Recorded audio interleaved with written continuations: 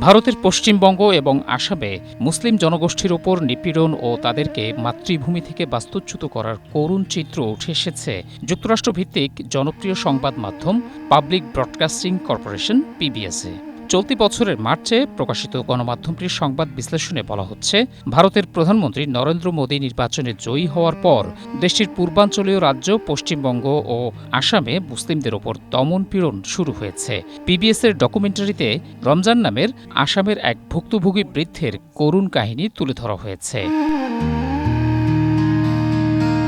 রমজানের স্ত্রীকে অবৈধ আখ্যা দিয়ে আটক করেছে আসামের বিজেপি শাসিত সরকার। সেখানে ভোটার তালিকা থেকে তাদের নাম বাদ দেওয়ার পর এখন নাগরিকত্ব প্রমাণ করতে বলা হচ্ছে। অথচ রমজান ও তার পূর্বপুরুষ যুগ যুগ ধরে আসামে বসবাস করে আসছেন। স্ত্রীকে জেলে নেয়ার পর হয়তো বাংলাদেশে পুশিন করা হতে পারে বলে আশঙ্কা তার। রমজান জানান, ৫০ বছরের দাম্পত্য জীবনে কখনো স্ত্রীকে ছেড়ে থাকেননি তিনি। তাই প্রিয়তমা স্ত্রী থেকে আলাদা হওয়ার ভয় কুরে খাচ্ছে তাকে। কি করবেন, কোথায়, কার কাছে যাবেন তা জানা নেই বৃদ্ধ রমজানের।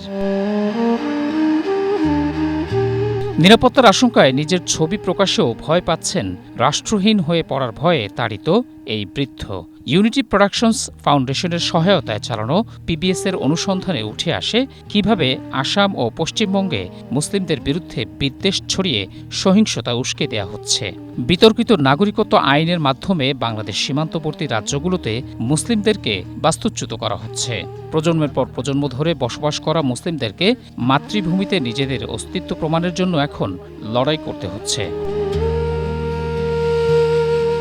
পশ্চিমবঙ্গে নির্বাচনের আগে পুনঃযাচাইয়ের নামে প্রায় ৯১ লাখ মানুষের নাম ভোটার তালিকা থেকে বাদ দিয়েছে মোদী সরকার, যাদের বড় একটি অংশই বাঙালি মুসলিম। কট্টর হিন্দুত্ববাদী নরেন্দ্র মোদীর বিজেপি পশ্চিমবঙ্গে সরকার গঠনের পর রাজ্যটিতে বাংলাদেশি আখ্যা দিয়ে ব্যাপক ধরপাকড় চালানো হচ্ছে। এসব মানুষকে বন্দী করতে রাজ্যের প্রতিটি থানায় থানায় হোল্ডিং সেন্টার নামক বন্দিশালা তৈরির নির্দেশ দিয়েছেন কেন্দ্রীয় স্বরাষ্ট্রমন্ত্রী অমিত শাহ।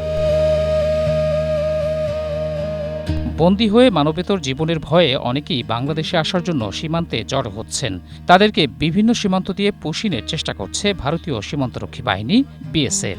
কিন্তু বিএসএফের বেআইনি পুশিন রুখে দিচ্ছে বাংলাদেশের বিজিবি। ফলে সীমান্তে খোলা আকাশের নিচে মানবেতরভাবে দিন কাটছে এসব মানুষের। ভারতীয় বাহিনীর এমন অমানবিক কর্মকাণ্ডে বিশ্বজুড়ে ব্যাপক সমালোচনার জন্ম দিয়েছে। খোদ পশ্চিমবঙ্গের মানবাধিকার সংস্থা এপিডিআর বিএসএফের এমন বেআইনি কর্মকাণ্ডের বিরুদ্ধে ব্যবস্থা নিতে জাতিসংঘের হস্তক্ষেপ কামনা করেছে। মহসিন কবির, এশিয়া পোস্ট।